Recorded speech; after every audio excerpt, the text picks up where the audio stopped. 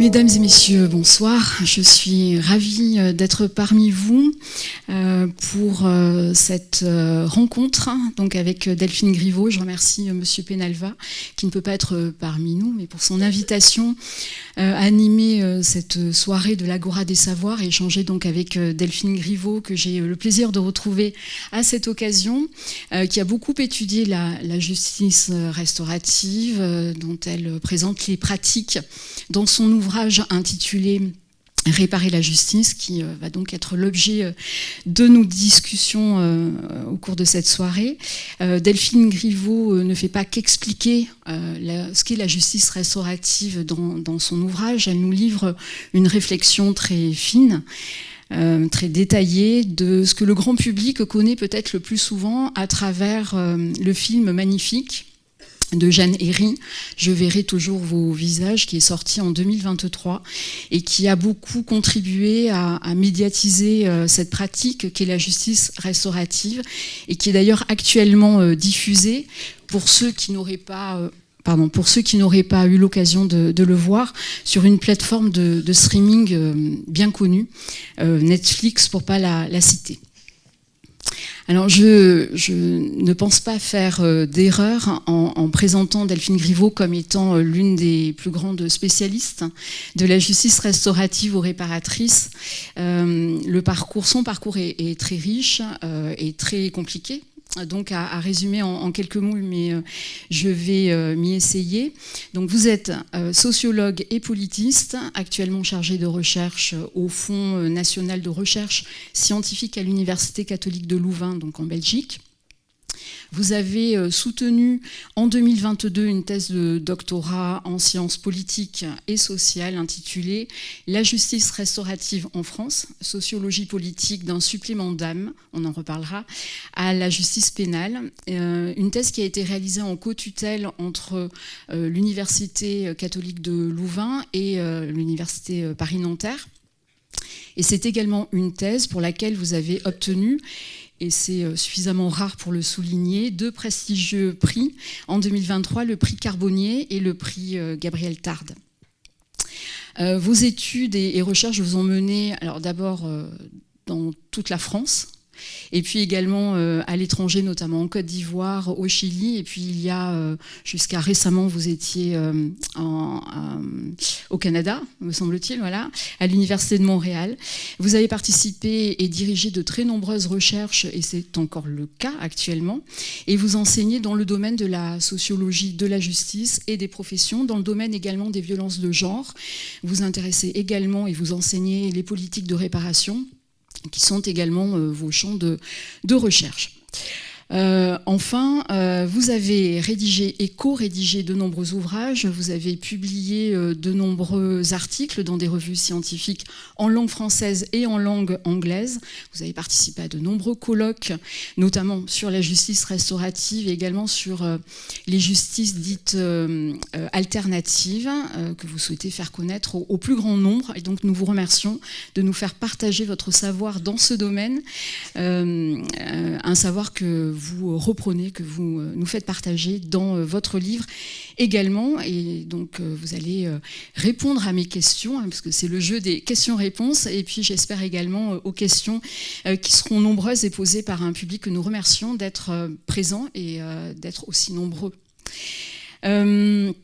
L'ouvrage que vous nous proposez est en lien étroit et repose même sur plusieurs recherches que vous avez faites, au premier rang desquelles votre thèse que j'ai signalée il y a un instant, et également sur une autre recherche de terrain que vous avez réalisée, réalisé et co-dirigé avec votre directrice de thèse, Sandrine, enfin une de vos directrices de thèse, Sandrine Lefranc. Il s'agit d'un travail qui a été soutenu par l'Institut Robert Badinter, qui a été publié en 2024, qui est d'ailleurs accessible sur le site de l'Institut Robert Badinter. Un travail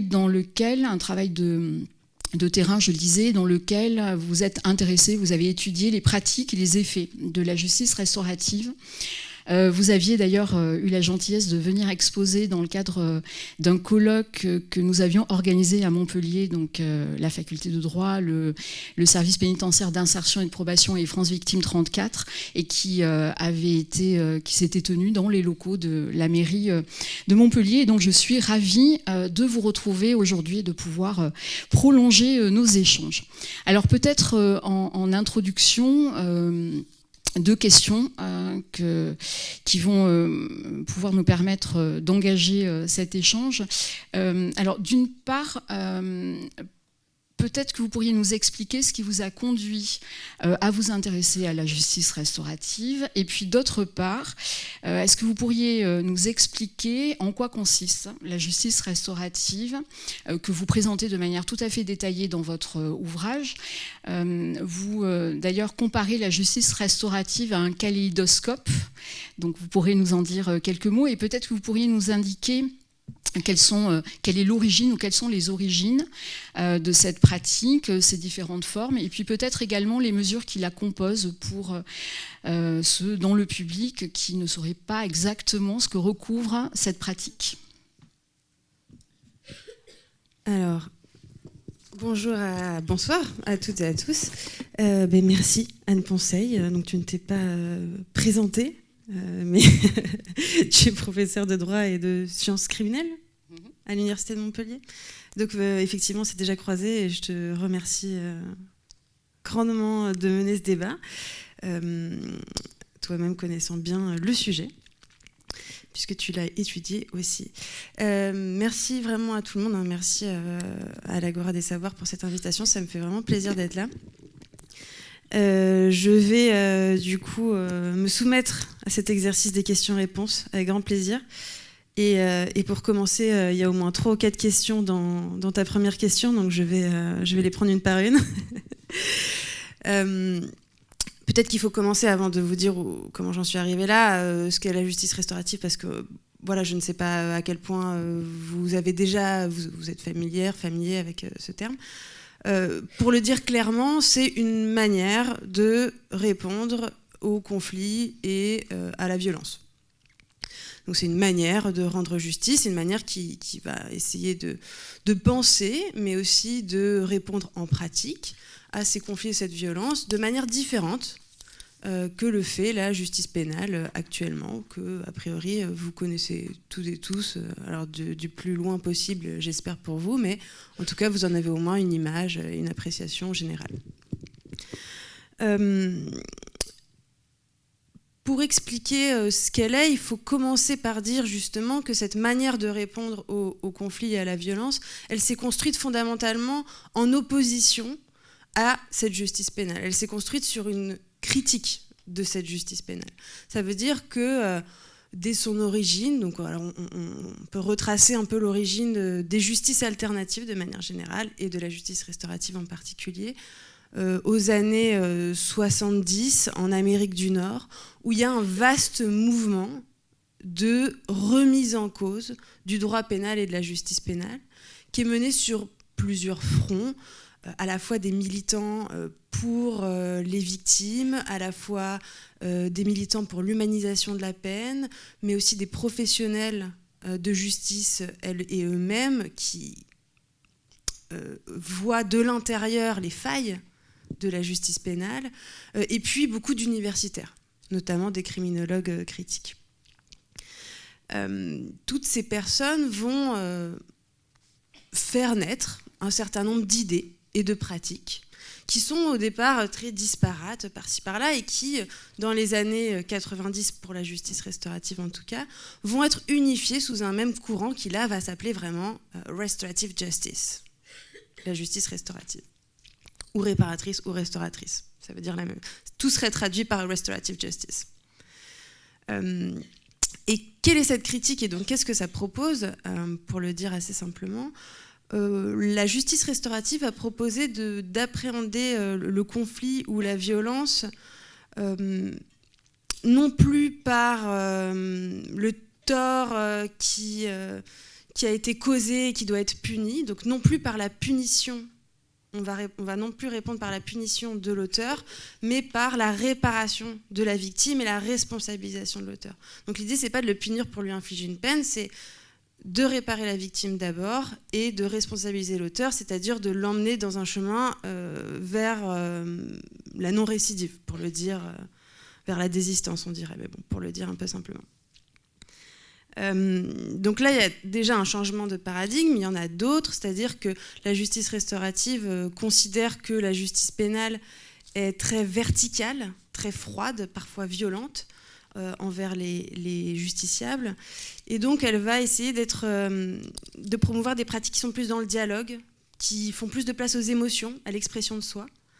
Elle va promouvoir en fait un référentiel qui est vraiment celui du dialogue et de l'émotion, de la relation. C'est une justice relationnelle, à contrario d'une justice pénale qui est décrite comme froide, à distance, verticale, et puis très professionnalisée. C'est-à-dire que, à moins que vous soyez juriste, ça va être assez opaque pour vous, les termes, la manière dont ça se déroule. Et donc la justice restaurative, face à ça, elle a envie de remettre au centre les personnes qui sont d'abord concernées, donc les auteurs et les victimes en fait, de les faire participer pleinement à la résolution du conflit ou de la violence qui les a touchés. Donc ça, c'est sur les principes. Il y a effectivement tout un kaléidoscope de pratiques qui en France vont tenter d'opérationnaliser, d'incarner ces pratiques. Je ne vais pas toutes les citer, il y en a vraiment des dizaines. Il y en a qui sont intégrées dans le champ pénal, il y en a qui se développent aussi en dehors du champ pénal. Moi, j'ai enquêté sur celles qui se développent à l'intérieur du champ pénal, c'est de celles-là dont on va parler aujourd'hui, c'est celles qui sont majoritaires en France. Je vais peut-être simplement citer les deux plus courantes.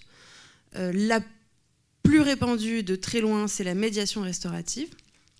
Ça veut dire que on va, donc un tiers, un médiateur, une médiatrice qui est formée pour ça, va préparer d'un côté un auteur, d'un côté une victime, à éventuellement se rencontrer pour dialoguer au cours d'une médiation, au cours de laquelle ils vont pouvoir se poser les questions qu'ils ont envie de se poser, ils vont pouvoir s'expliquer, ils vont pouvoir éventuellement négocier un certain nombre de choses. Est-ce qu'on se partage l'espace ? On habite dans le même quartier ? Est-ce qu'on se partage les lieux qu'on fréquente tous les deux ? Est-ce qu'on vient de la même famille ? Est-ce qu'on se partage les fêtes de famille ? Je ne sais pas. Enfin, voilà, ça peut être plein de choses qui ont besoin d'être discutées dans cet espace-là et de manière sécurisée, c'est-à-dire avec un tiers formé pour ça. Donc ça, c'est la médiation restaurative. Ça peut se passer sur la demande de l'auteur ou sur la demande de la victime. On parlera un peu plus du cadre après, hein, je ne vais pas tout dire tout de suite. C'est pour vous donner des images un peu de ce que ça peut donner. Et la deuxième mesure qui est la plus répandue, ce sont des rencontres entre détenus et victimes. Donc là, ça va être des rencontres entre un groupe de 4 détenus, on va dire, condamnés ou détenus, selon s'ils sont suivis en milieu ouvert ou en détention, et un groupe de 4 victimes. Eux, ils ne se connaissent pas, mais ils sont liés par le même type d'infraction. Si vous voulez, chaque rencontre détenu-victime a un thème. Donc ce thème, ça peut être braquage avec violence, et ça peut aussi être viol et agression sexuelle. Là, de la même manière que pour la médiation restaurative, il va y avoir une préparation individuelle de chacun des participants. Et puis ensuite, pendant 6 semaines, une fois par semaine, ces groupes vont se rencontrer et échanger. Ça, c'est les deux plus grandes mesures, les deux plus répandues, pour le dire simplement. Maintenant que j'ai dit ça et que je vous ai donné un peu la théorie et un aperçu des pratiques, je vous explique comment je suis arrivée à ça, c'est ça ?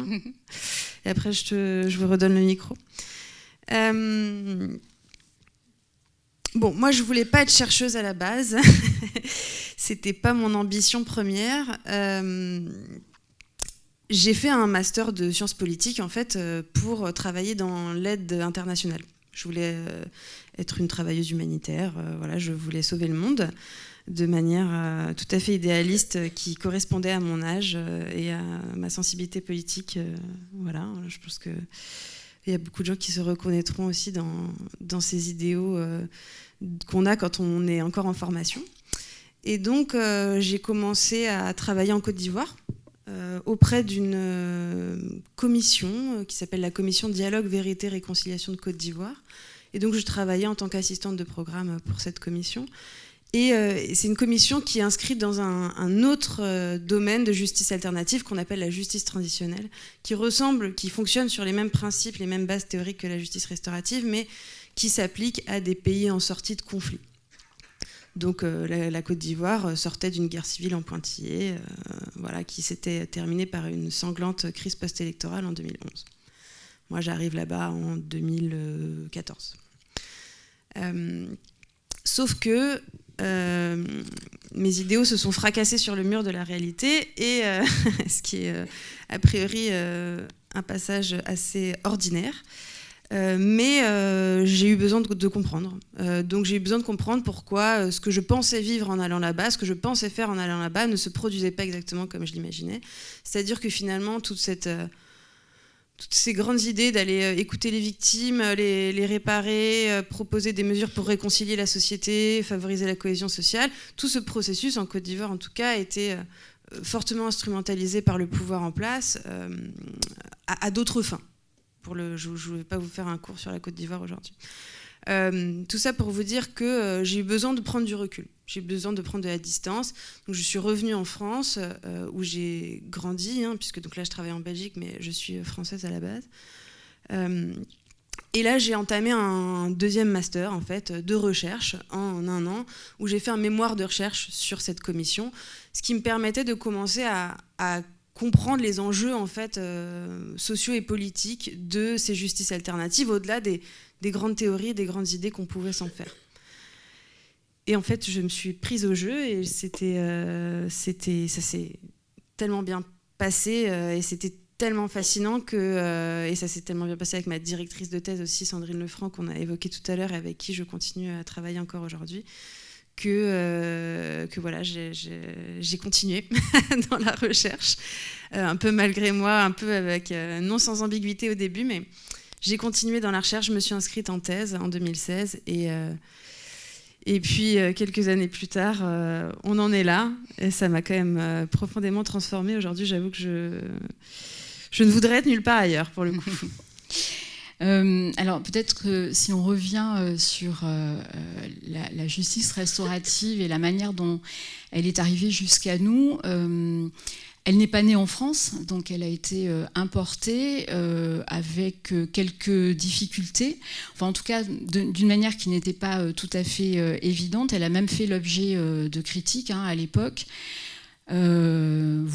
Tu, puisqu'on est passé au tutoiement, donc tu fais référence dans ton ouvrage à une expression qui est restée dans les annales, donc un mot qui avait été prononcé lors de la discussion de la justice restaurative à l'Assemblée nationale par, alors à l'époque un député qui, je crois, dans une vie antérieure avait été magistrat et qui est aujourd'hui chroniqueur dans une émission, pas une émission, une chaîne d'information continue, et qui avait comparé la justice restaurative à la calinothérapie, alors que ça n'a rien à voir avec la calinothérapie.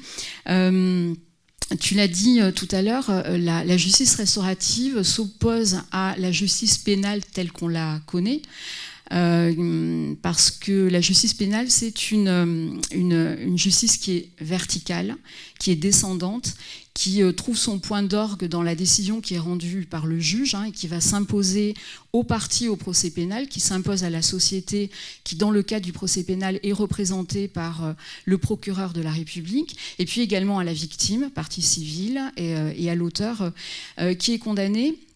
Alors que la justice restaurative, elle est beaucoup plus horizontale et beaucoup plus empreinte d'égalité. Tu utilises ou tu reprends ou tu empruntes une expression d'une conseillère pénitentiaire avec laquelle tu avais mené un entretien, qui a une très jolie formule pour résumer ce qu'est la justice restaurative, puisqu'elle a dit que c'est la petite justice pour combler les trous de la grande.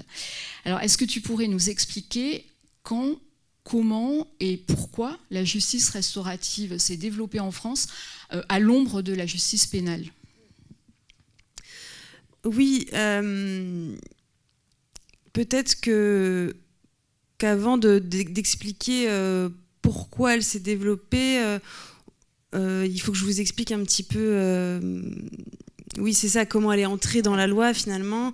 Donc la justice restaurative, maintenant vous commencez à avoir un peu une image à la fois théorique et pratique.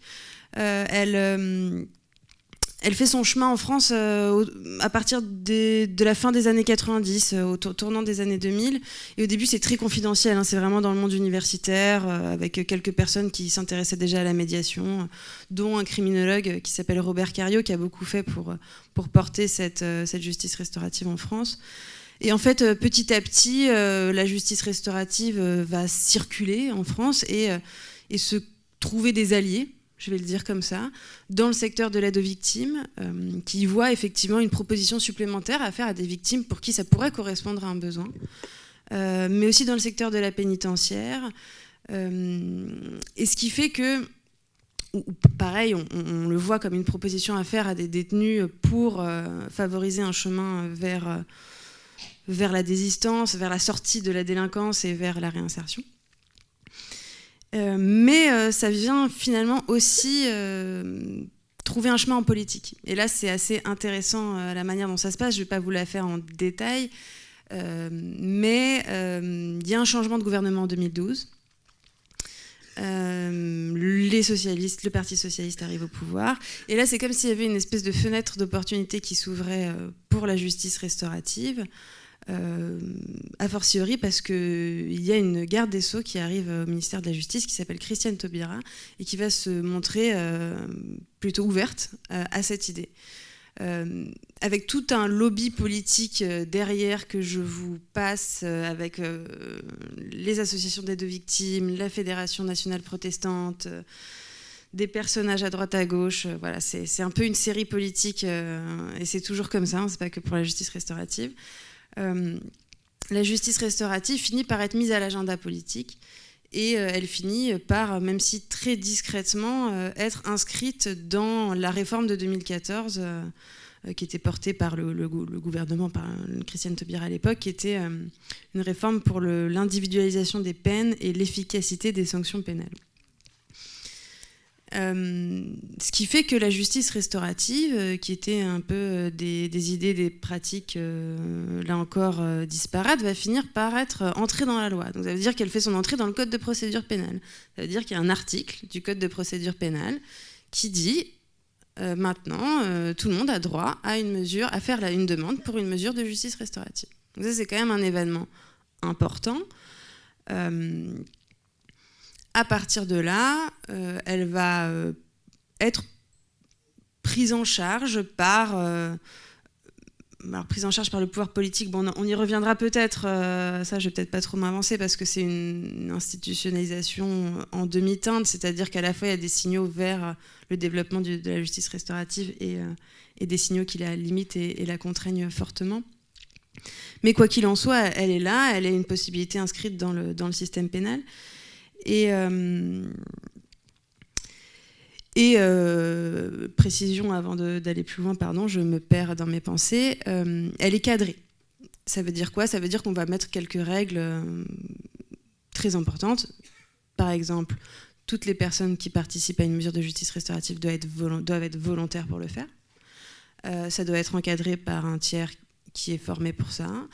Les échanges qui ont lieu doivent être confidentiels. Et ce qui se passe ou ce qui se dit dans une mesure de justice restaurative ne doit pas affecter le cours de la procédure pénale. Alors, qu'est-ce que ça veut dire ? Ça veut dire que concrètement, un détenu ou un prévenu qui participe à une médiation, par exemple, ne peut pas avoir de remise de peine parce qu'il participe à la médiation. C'est censé être hermétique avec le cours de la procédure pénale normale. Voilà. C'est censé se passer de manière supplémentaire et parallèle à la procédure pénale. Donc ça, c'est pour vous donner un peu le cadre qui est posé avec l'entrée dans la loi. Et donc pour revenir sur pourquoi ça s'inscrit et donc comment ça s'inscrit, c'est un peu des questions liées. Moi, j'ai fait tout un gros travail que je vais essayer de synthétiser de manière la plus claire possible sur effectivement les conditions de possibilité de la justice restaurative en France. Qu'est-ce qui fait qu'une forme de justice qui fondamentalement est construite en opposition à la justice pénale se retrouve intégrée au sein de la justice pénale qu'elle critique elle-même, et qu'est-ce que ça lui fait? Comment ça la transforme elle? Comment éventuellement ça a des effets aussi sur le système pénal? Mais en tout cas, je pars dans ma thèse et dans le livre aussi de cette énigme qui fait qu'une institution va absorber sa propre critique. Qu'est-ce qui rend ça possible? Donc ce changement de gouvernement et le lobby politique derrière, c'est un des éléments. Un autre, c'est que la justice restaurative est un objet qui est très malléable, et ça la rend assez facile d'adhésion pour... alors là, on est toujours dans la sphère politique, pour des gouvernements de toute tendance. Qu'est-ce que je veux dire par là? C'est-à-dire que ça parle à la gauche parce qu'il y a une idée de réinsertion, mais ça parle aussi à la droite parce qu'il y a une idée de pardon. Je vous la fais très courte. Mais en tout cas, tout le monde va pouvoir y trouver quelque chose. Et c'est vrai que c'est un objet qui a souffert de très peu de contestation. Ça, on peut le dire. Alors, il y a des critiques aujourd'hui de la part de mouvements féministes sur la question des usages de la justice restaurative en matière de violence sexuelle, et ça on en reparlera je pense tout à l'heure, mais des personnes qui se sont vraiment levées vent debout contre la justice restaurative, à part notre ami qui dénonçait une câlinothérapie, il n'y en a pas eu. Enfin voilà, c'est passé comme ça a fait son petit chemin, en fait tout le monde a laissé faire, pour le dire assez simplement, et c'est une des conditions de possibilité aussi, c'est qu'elle apparaît relativement inoffensive à tout le monde.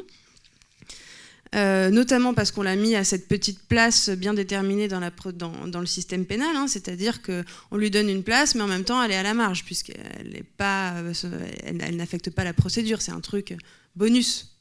Donc ça la rend relativement inoffensive, donc pour l'institution c'est un peu tout bénef de l'intégrer, c'est-à-dire qu'on crée un espace pour gérer la part émotionnelle du conflit, et en même temps ça vient pas trop nous déranger, parce que c'est un espace qui reste un petit peu aux marges.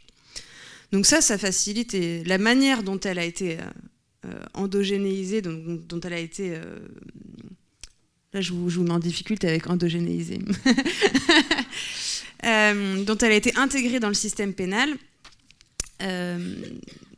facilite effectivement est une des conditions de sa possibilité, puisqu'elle est rendue relativement inoffensive. Un autre truc qui permet, qui la favorise, dans la même veine, c'est que ça coûte pas grand-chose. En tout cas, on va décider de ne pas y mettre beaucoup de moyens, pour être plus juste. Donc, pourquoi pas?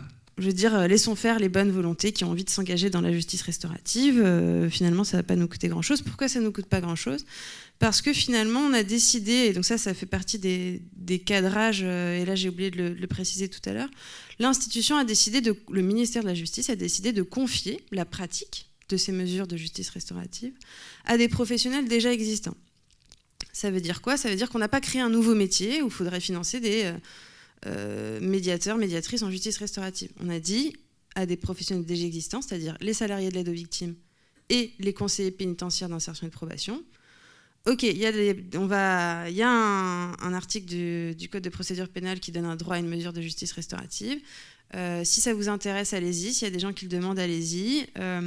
Mais en tout cas, vous ferez ça sur votre temps professionnel déjà existant. C'est une activité en plus, quoi, en gros.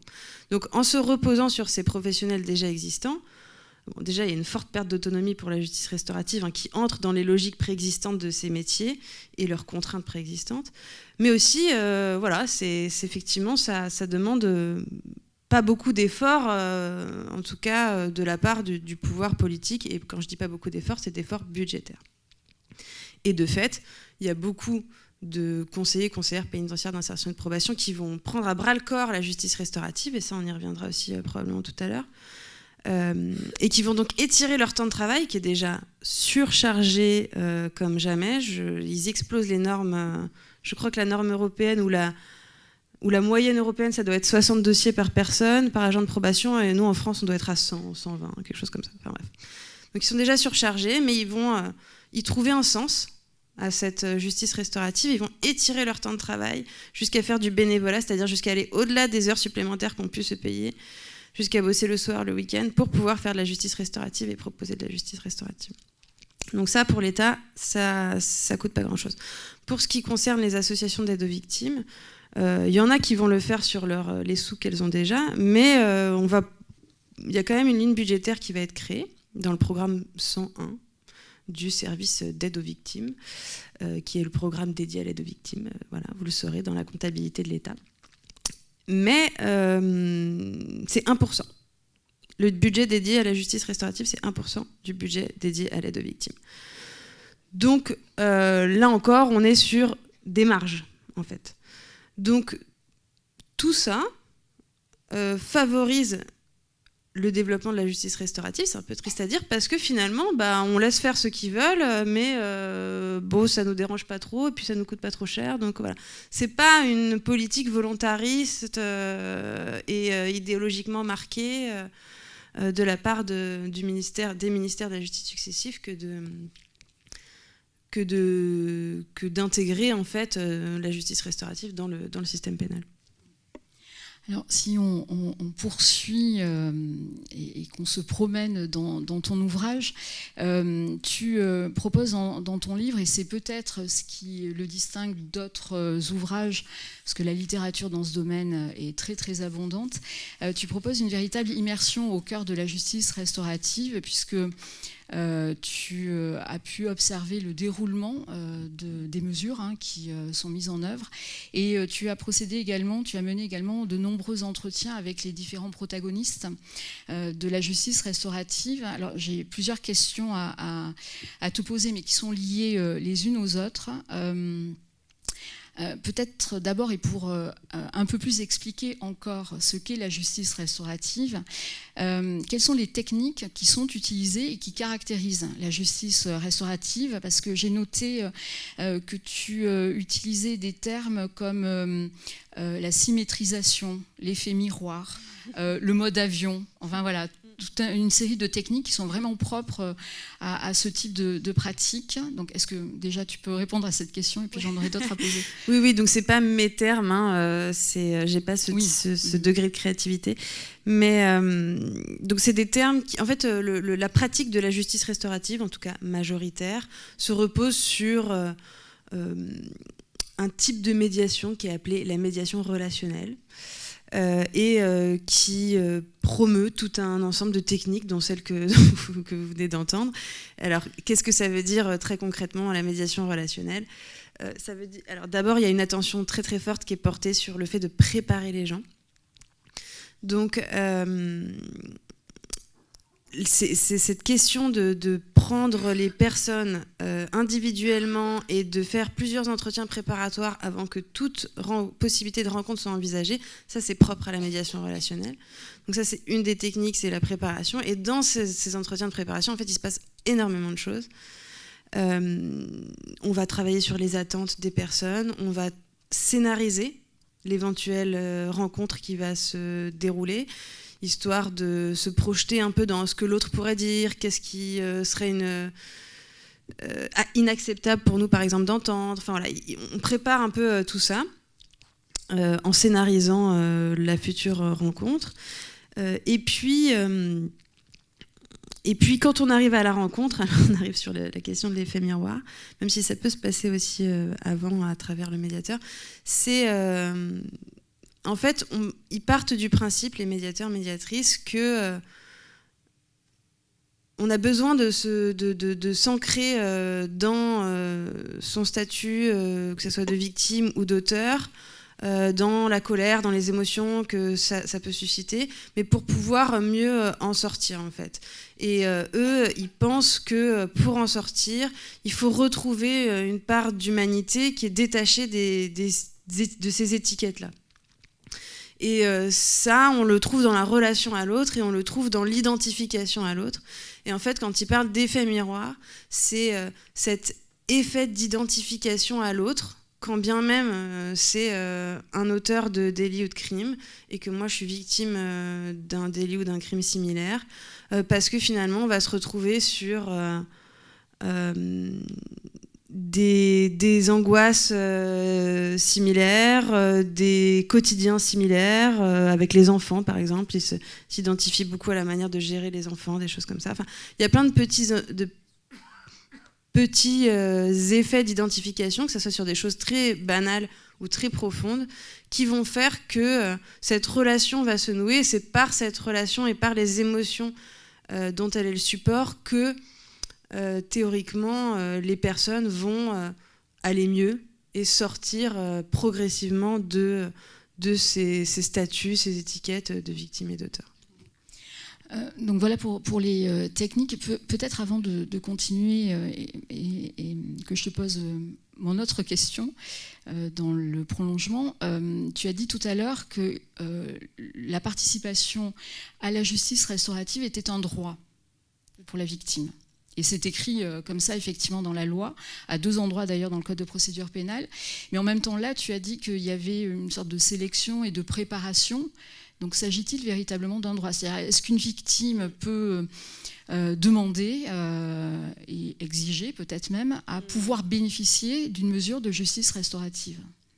C'est marrant, ça me fait penser à Georges Saline, qui est dont la fille a été tuée au Bataclan, qui a exigé pendant des années une mesure de justice restaurative parce qu'il voulait rencontrer en prison un des détenus responsable, enfin mis en cause dans les attentats, et on lui a refusé cette possibilité pendant des années, jusqu'à ce que finalement il aille le faire en Belgique. Et puis bon, après il y a eu tout un renouveau de cette question avec la demande de Salah Abdeslam par la voix de son avocate, de participer à une mesure de justice restaurative.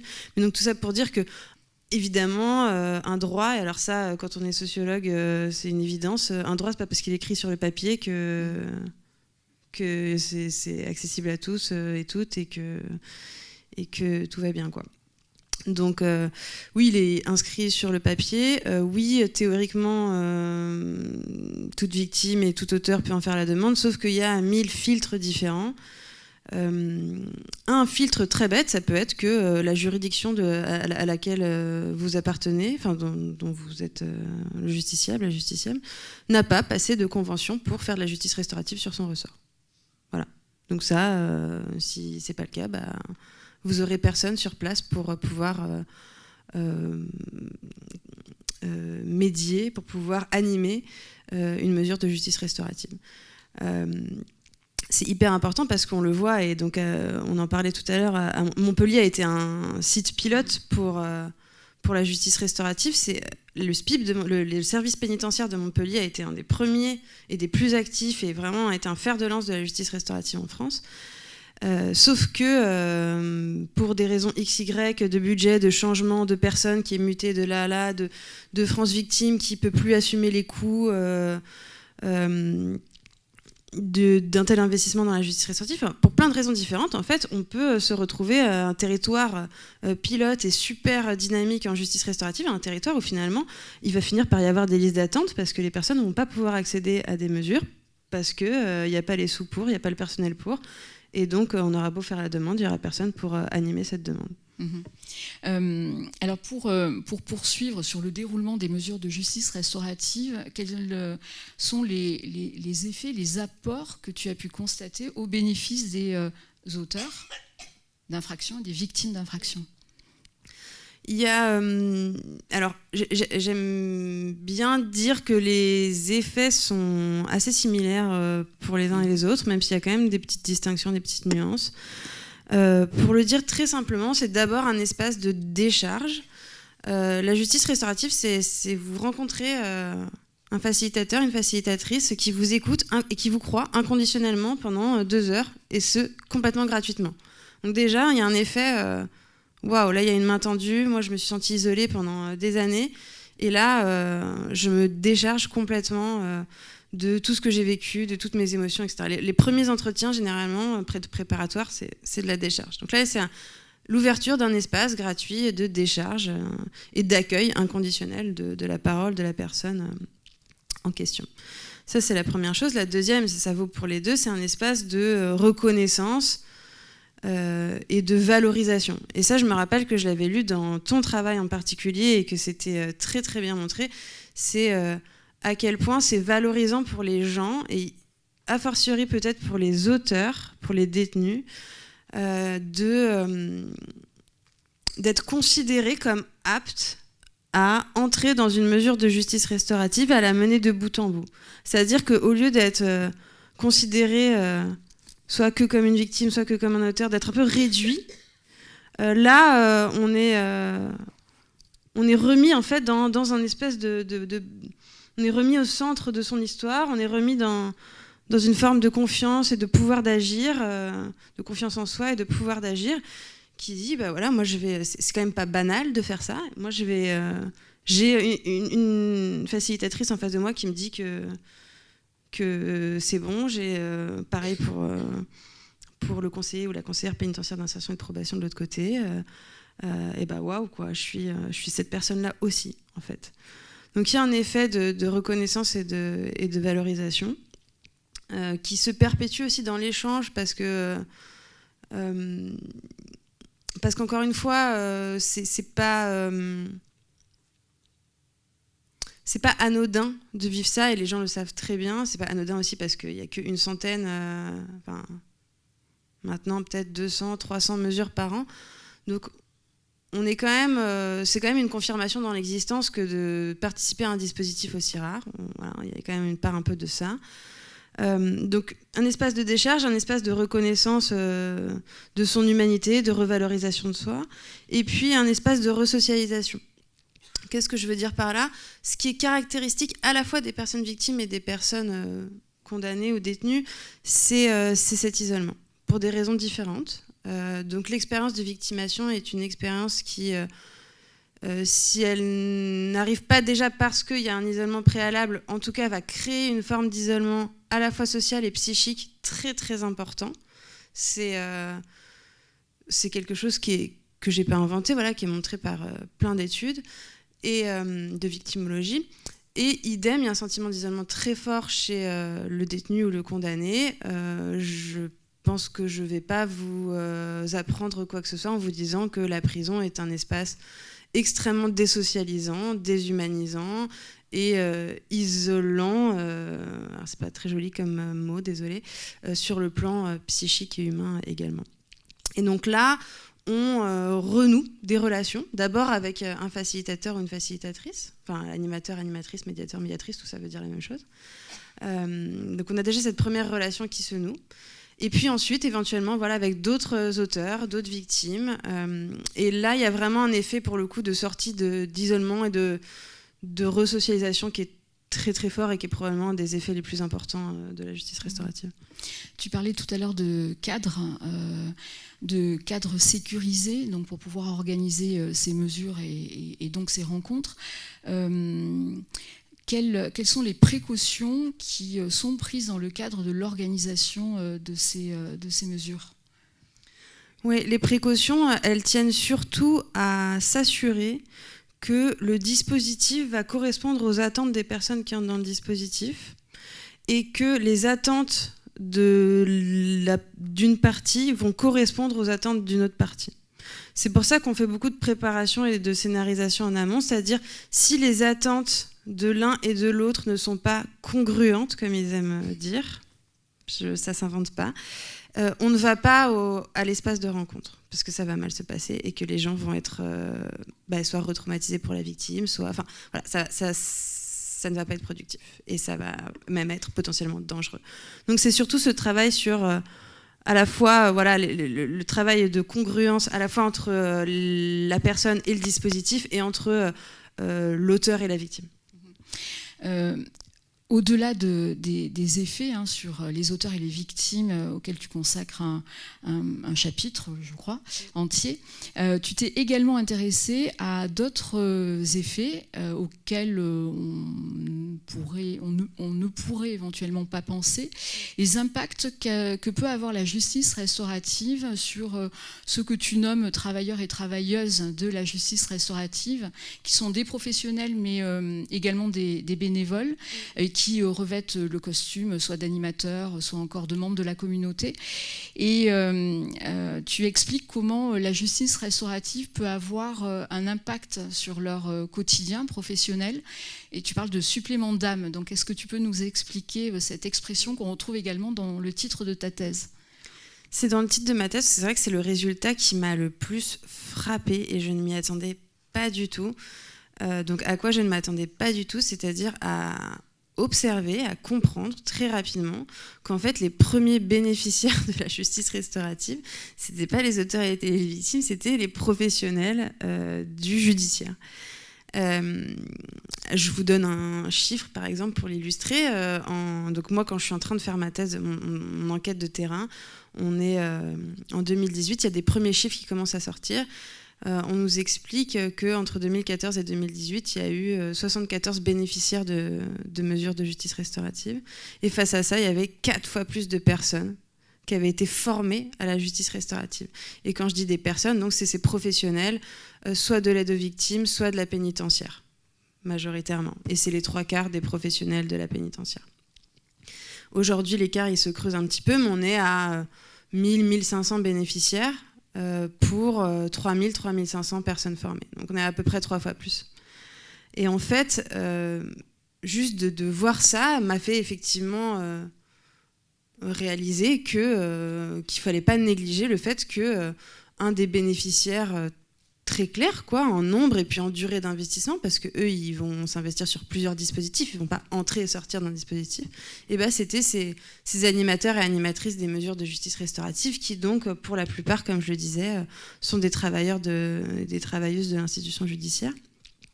Et c'était hyper intéressant à creuser parce qu'effectivement, quand on fait des entretiens avec LEE, on se rend compte que ça impacte beaucoup leur trajectoire personnelle, leur sentiment d'accomplissement personnel et leur quotidien professionnel. Et pourquoi ? Parce qu'en fait, les personnes qui entrent dans le métier de conseillère pénitentiaire d'insertion et de probation entrent dedans en pensant que ça va être un métier de contact. Ils entrent pour la polyvalence des tâches, ils entrent pour plein de raisons, mais ils entrent parce que c'est dans leur tête un métier humain. C'est un métier relationnel. Et en pratique, ils se retrouvent, et de plus en plus avec la modernisation et la managérialisation de l'État, du service public, ils se trouvent de plus en plus à n'avoir que 10 minutes par mois par personne suivie, pour discuter avec eux. Ils se retrouvent de plus en plus à remplir des grilles d'évaluation standardisées sur les personnes, parfois au téléphone, à distance. Ils se retrouvent de plus en plus à faire des rapports, à des comptes rendus, à rendre des comptes. Et donc, en fait, ils perdent le sens qu'eux, ils voulaient donner à leur métier, cette espèce d'idéal de justice que beaucoup de ces personnes ont ou avaient en entrant dans le métier. Et là, quand on leur propose de faire de la justice restaurative, en fait, on leur propose de retrouver un temps et un espace en face à face avec les personnes, quoi, à parler de ce qui les traverse, à essayer de les aider, de les accompagner, de vraiment d'être dans cette relation, dans cette émotion, voilà. Donc il y a eu un engouement très fort de la part notamment des conseillers pénitentiaires d'insertion et de probation, qui sont les premiers praticiens de la justice restaurative en France, pour cette pratique qui redonnait un sens et un élan à leur quotidien professionnel, qui constituait et qui constitue, pour ceux qui sont investis, une sorte d'échappatoire en fait à une justice que eux-mêmes finissent par trouver injuste. Là, tu évoques les animateurs, en fait, les principaux intervenants et organisateurs, on va dire, des mesures. Et j'aurais voulu savoir, alors je crois que tu en parles, enfin en tout cas pour partie dans ton ouvrage, de de quelle manière la justice restaurative a été réceptionnée par d'autres professionnels de la justice pénale, les magistrats, je crois que tu en parles, et les avocats. Alors les avocats, je ne sais pas si tu as pu rencontrer des avocats qui t'en ont parlé, qui sont deux professions qui sont en dehors en fait, de la justice restaurative. Ouais, les avocats, c'est une cible privilégiée des promoteurs, des protagonistes de la justice restaurative. Ils essaient de les embarquer parce que c'est quand même des personnes qui sont directement au contact des justiciables, mais ça prend pas beaucoup, on va pas se mentir. Donc c'est pas une profession qui s'est... Alors il y en a, hein, vous allez trouver telle avocate, tel avocat, c'est vraiment des exceptions qui vont promouvoir la justice restaurative un peu partout, et d'en avoir deux, quoi. Des figures publiques d'avocats qui font ça. Non, mais vraiment... je parle de figures publiques, hein, il doit y en avoir d'autres, voilà, mais je veux dire, ça se compte un peu sur les doigts d'une main, tout simplement parce que c'est pas, en fait, c'est pas leur affaire, quoi. Eux, leur travail, c'est un business, c'est pas, je veux dire, c'est pas être jugeant avec eux que de dire ça. C'est juste que pour pratiquer la justice restaurative, il faut accepter que ce soit un espace gratuit. C'est quand même à l'encontre de leur business model, si je peux me permettre de dire les choses de manière très froide. Donc, ils peuvent être sympathisants, mais s'investir, ce serait s'investir bénévolement. Et il y en a qui le font, mais ils sont très peu nombreux. Voilà, c'est pas quelque chose qui a beaucoup percé chez les avocats. Chez les magistrats, c'est un petit peu différent parce qu'ils ont quand même un rôle dans la justice restaurative, mais c'est un rôle très marginal, c'est-à-dire que c'est un rôle en fait à la fois de pilotage, puisqu'il faut qu'ils donnent leur accord pour qu'à l'échelle d'une juridiction, il y ait des projets de justice restaurative qui se font, et parfois de contrôle d'opportunité de la justice restaurative. Désolée, c'est comme ça que ça s'appelle. En gros, ils peuvent mettre leur veto.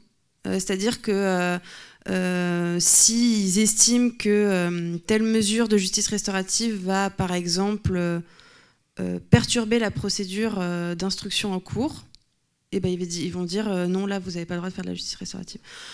S'il faut lever une interdiction d'entrer en contact entre deux personnes pour pouvoir faire de la justice restaurative et qu'eux ils estiment qu'il ne faut pas lever cette interdiction, ils ne la lèvent pas. Bon. Donc ils ont un rôle comme ça, mais plus d'encadrement, et donc c'est vrai qu'ils n'ont pas été amenés à prendre un rôle très participatif dedans, et donc ils n'ont pas, et eux-mêmes n'ont pas investi particulièrement la justice restaurative, mais du coup ils sont quand même un peu plus sensibilisés et un peu plus connaisseurs. Les deux exceptions que je verrais chez les magistrats, c'est du coup les juges d'application des peines, qui sont eux beaucoup au contact des détenus et qui sont souvent les plus sensibilisés à la justice restaurative. Et évidemment tous les magistrats qui sont au syndicat national de la magistrature, puisque eux leur job c'est de penser à la justice idéale. Et donc là on a des événements qui sont organisés, on a des gens qui s'y intéressent quand même dans ce syndicat-là. J'aurais voulu à présent que nous arrêtions plus particulièrement sur un chapitre dans ton ouvrage, qui est un chapitre qui est un peu à part, puisque c'est un chapitre qui fait un focus sur le recours à la justice restaurative pour traiter... Alors, je ne sais pas si le verbe est véritablement adapté, mais pour traiter des violences de genre que tu définis comme étant à la fois les violences sexuelles et les violences domestiques, et peut-être plus particulièrement les violences conjugales. Tu questionnes à la fois la faisabilité et l'efficacité de la justice restaurative dans ce domaine-là. Donc, est-ce que tu peux nous en parler? Est-ce qu'il y a des contradictions, des oppositions, des choses qui sont insurmontables pour pouvoir la mettre en œuvre dans ce domaine-là? Et puis, en pratique, est-ce qu'il y a un recours important à la justice restaurative dans ce cadre-là? Donc, moi, je ne me suis pas focalisée là-dessus à la base. Ma thèse, c'était pas justice restaurative et violence sexuelle. Mais en fait, il se trouve qu'au fil de... Donc moi, j'ai passé 8 ans en tout, entre ma thèse et une enquête que j'ai faite a posteriori dessus, à travailler sur la justice restaurative. Et au fil du temps, il y avait de plus en plus massivement le pourcentage de recours, de mesures de justice restaurative qui traitaient des violences sexuelles, encore plus que des violences conjugales d'ailleurs. Hein. Donc cette tendance était très forte pour les violences sexuelles. Les violences conjugales, c'est encore un peu à part parce qu'il y a beaucoup plus de réticence, mais on en parlera aussi. Augmentait, quoi. Cette part augmentait. Donc vraiment, je ne pouvais pas faire autre chose que de constater ce recours de plus en plus important de la justice restaurative pour des questions de viol, d'agression sexuelle, de manière très simple, je crois, mais peut-être un peu simpliste, et d'ailleurs on pourrait en parler, mais tout simplement parce que la justice pénale renvoie massivement ces violences à de la prescription,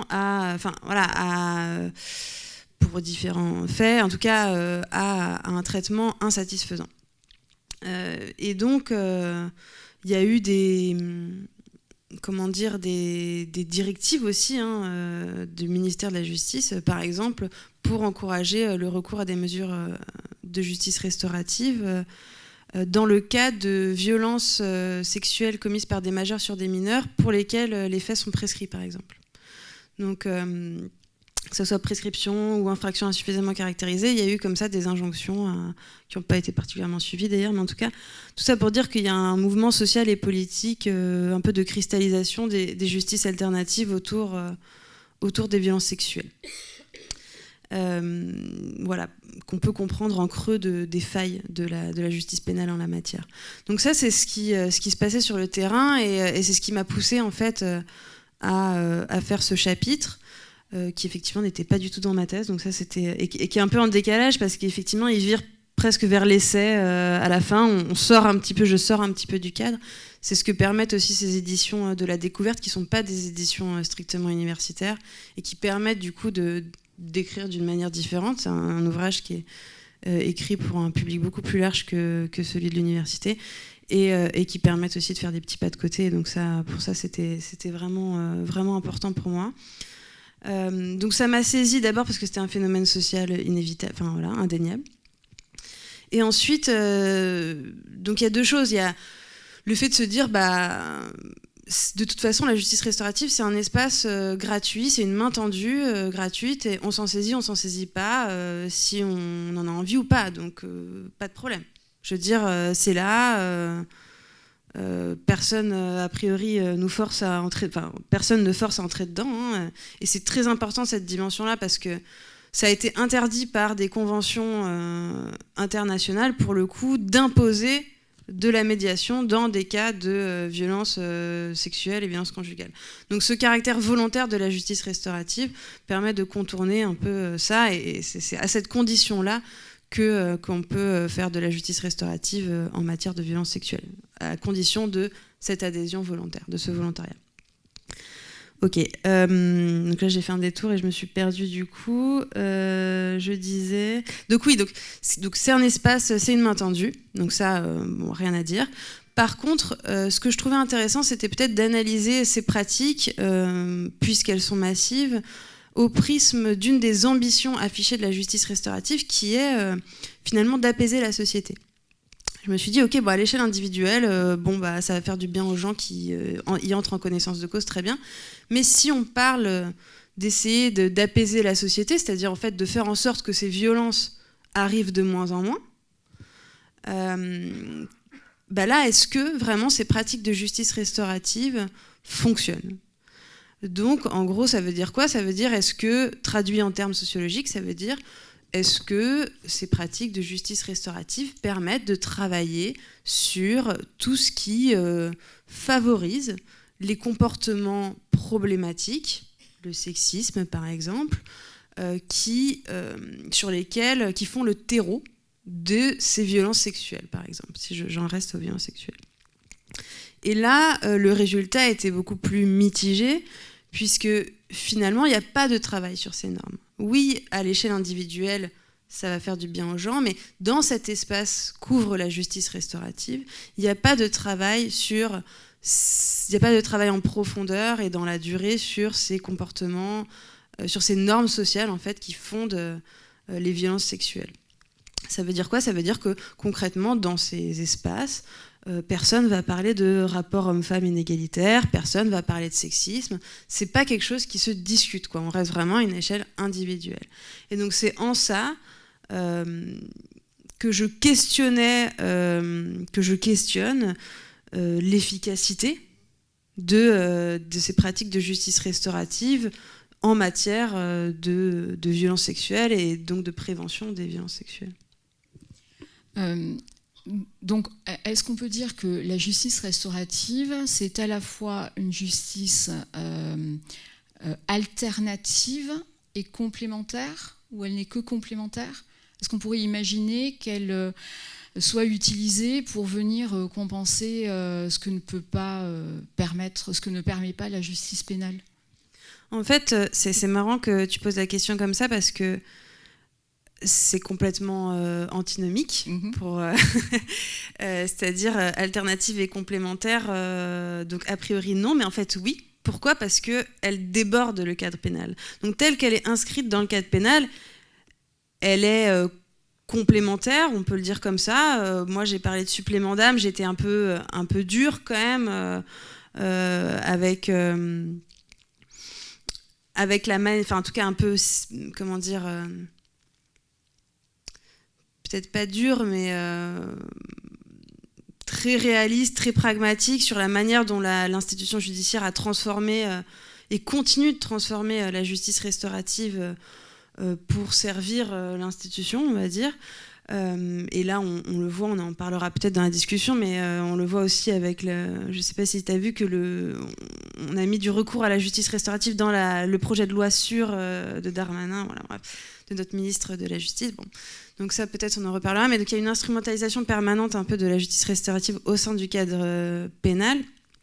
Mais par contre, alternative, oui, au sens où elle déborde du cadre pénal. De plus en plus, et c'est pas sans lien avec la question de ce traitement, de ces failles dans la réponse sociale, politique, judiciaire aux violences sexuelles. C'est-à-dire qu'elle va déborder du cadre pénal pour être mobilisée en dehors de l'institution judiciaire pour répondre à des situations de violences sexuelles. On peut penser aux commissions de reconnaissance et de réparation qui ont été créées au sein de l'Église catholique pour répondre aux violences sexuelles commises en son sein, qui se réclament de la justice restaurative. On peut penser à des programmes de justice restaurative qu'il y a au sein de l'armée en ce moment, qui fonctionnent un peu sur les mêmes bases. On peut penser à des associations qui décident de faire des médiations restauratives en dehors du cadre pénal, c'est-à-dire on s'en fout que les gens aient déposé plainte ou pas. On va faire des médiations restauratives entre un frère et une sœur pour des faits d'inceste, quand bien même ils n'auraient pas porté leur affaire en justice.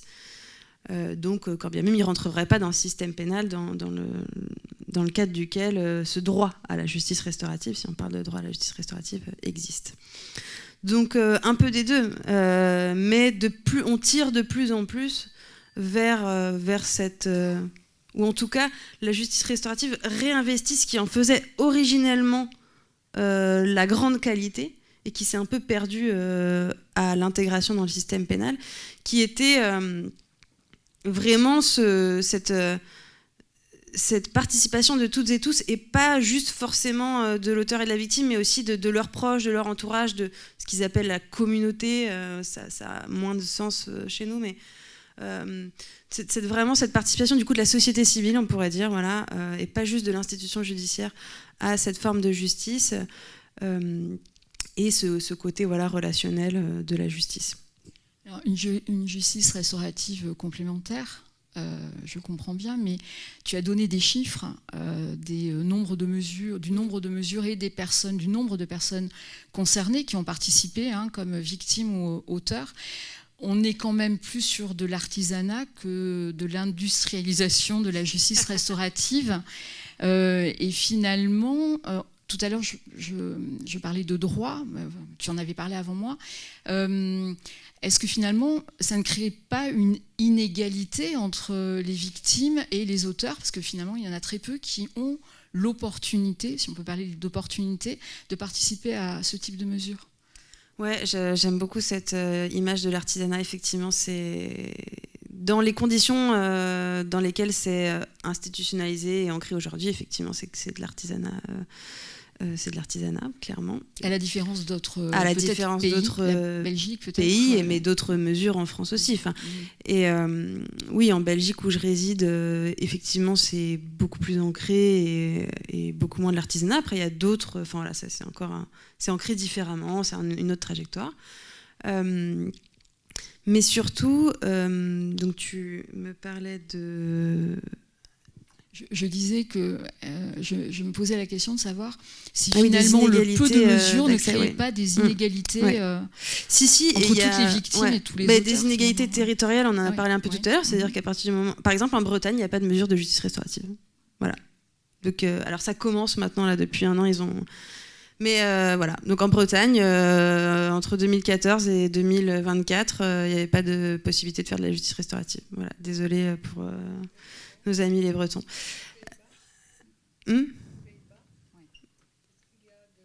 Alors, on prendra vos questions après. C'est bientôt fini. Ça commence à vous peser un petit peu. Hein. Vous agitez un petit peu sur le siège. C'est bien, il y a des questions. Non, mais on est sur la fin, je vous promets. Mais donc oui, des inégalités d'accès territoriales et puis des inégalités d'accès... Enfin, il y en a plein, et en fait, finalement, est-ce que c'est vraiment spécifique à la justice restaurative ? Non, c'est le cas pour tellement de droits qui sont inscrits dans la loi, mais auxquels finalement il y a des inégalités d'accès énormes pour pouvoir le mettre en œuvre, quoi. Peut-être pour finir, je voudrais simplement évoquer le titre que tu as choisi pour... alors pas le sous-titre, on l'a compris, mais le titre « Réparer la justice ». Alors moi, je l'interprète, mais peut-être ce n'est pas le cas, hein, je l'interprète comme le moyen de montrer, enfin, ou de présenter la justice restaurative comme étant une justice qui, alors certes, répare les auteurs, les victimes, alors les victimes, oui, et les auteurs éventuellement, mais qui vient réparer également la justice pénale qui... est une justice malade, tu dis qu'elle est à bout de souffle, dans une société qui revendique toujours plus de droit pénal, et un droit pénal toujours plus répressif. Certains considèrent que la justice pénale est laxiste. Donc il y a, je trouve, un certain anachronisme dans le développement de la justice restaurative dans une société qui demande davantage de répression, ou en tout cas une partie de la société, et qui également est de plus en plus violente donc dans les actes et même dans les mots, et on l'a vu ces derniers temps, ces derniers mois, ou ces derniers jours. Est-ce que c'est le choix que tu as fait ? Enfin, est-ce que j'ai bien compris le titre de ton livre ? C'est libre d'interprétation. Ça, les éditeurs adorent. Donc, ma consigne, c'était pas plus de 3 mots. Voilà. Mais moi, je fais la même interprétation que toi, et je rajouterai un tout petit truc pour prolonger ce que tu dis, et que je trouve très juste. C'est effectivement ce décalage, cet anachronisme. Enfin, la justice restaurative se développe au moment où le degré de punitivité de la société est au plus haut, quoi. Pour reprendre les termes d'Éric Fassin, on n'a jamais été aussi punitif, d'un grand sociologue du droit et de la justice, on n'a jamais été aussi punitif que dans l'époque... en France aujourd'hui, depuis la Seconde Guerre mondiale. Voilà. Donc en fait, il y a ce paradoxe qui est finalement la preuve qu'il y a des vents contraires, que l'État, le ministère de la Justice, l'institution judiciaire, mais aussi la société n'est pas homogène. On a des vents contraires qui peuvent coexister. Clairement, il y en a un qui domine l'autre, mais ça n'empêche pas d'exister. Et effectivement, réparer la justice, ça peut être aussi réparer le sens qu'on donne à la justice, et le sens vers lequel veut aller la justice restaurative, c'est pas ce sens de toujours plus de punition pour la punition, c'est de réfléchir. Et ce bouquin n'est pas forcément une promotion de la justice restaurative, c'est une invitation à réfléchir à comment on fait justice. Et c'est quand même aussi la force de cette contre-proposition que fait la justice restaurative, qu'on adhère ou pas, que de remettre sur le métier cette réflexion de comment on fait justice. Écoute, merci. Avec ces derniers mots, je pense qu'on va clore cet échange, mais qui va s'ouvrir à un autre échange avec la salle. Et il y a déjà une question au moins, mais j'espère qu'il y en aura d'autres.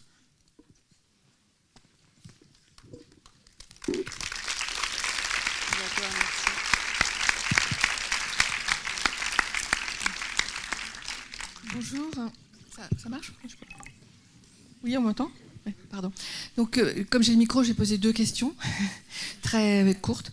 Donc, la première, vous avez parlé, est-ce que ça fonctionne? Alors, j'ai compris que vous estimiez que ce qui était dommage, c'est qu'il n'y avait pas d'analyse un peu sociologique des comportements, par exemple, par rapport aux violences sexuelles. Comme il y a des pays où c'est plus développé, est-ce qu'on a pu faire une espèce d'étude un peu statistique de l'impact que ça peut avoir sur la récidive ou sur la réparation des victimes? Alors avec le peu de volume qui est en France, c'est pas sûr, mais peut-être qu'on le sait pour l'étranger. Et puis par ailleurs, comme on a pas mal parlé de violences sexuelles, je me demandais s'il y avait un rapprochement entre les CRIAV, qui sont les centres de ressources, pour ceux qui ne savent pas, j'explique, c'est que dans les centres de ressources pour les intervenants qui travaillent auprès des auteurs de délits sexuels.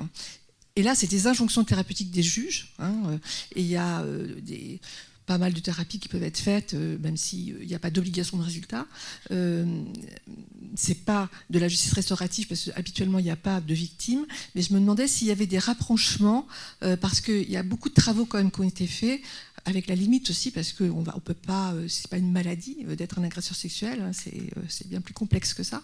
Mais voilà, c'est ça mes 2 questions. Merci. Merci beaucoup. Je réponds à chaque question, on n'en prend pas plusieurs. Ouais, okay. Donc oui, il y a des rapprochements entre certains CRI-AVS, donc centres de recherche et d'intervention, d'information et auprès des auteurs et